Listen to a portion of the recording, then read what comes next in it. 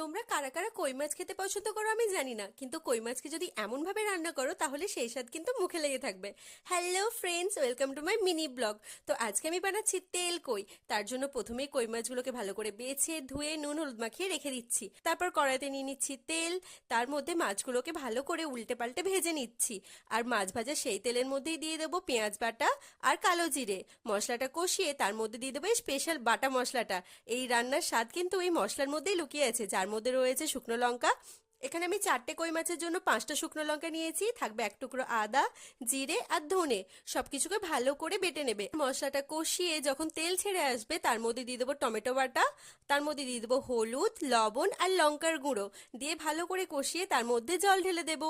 জলটা ফুটে গেলে তার মধ্যে মাছগুলো দিয়ে 5-7 মিনিট ফুটিয়ে নিলেই আমাদের তেল কই রেডি। তখন আমরা এটাকে নামিয়ে নিয়ে এর মধ্যে উপর থেকে ছড়িয়ে দেবো সর্ষের তেল। আর হ্যাঁ, বলতে তো ভুলেই গেলাম, এই রান্নার ক্ষেত্রে কিন্তু সর্ষের তেলই ব্যবহার করবেন, সাদা তেলে কিন্তু সেই স্বাদ পাবেন না। তার মধ্যে একটা এলাচকে ভালো করে থেতো করে দিয়ে দেবো, আর দিয়ে দেবো কাঁচা লঙ্কা। দিলেই আমাদের তেল কই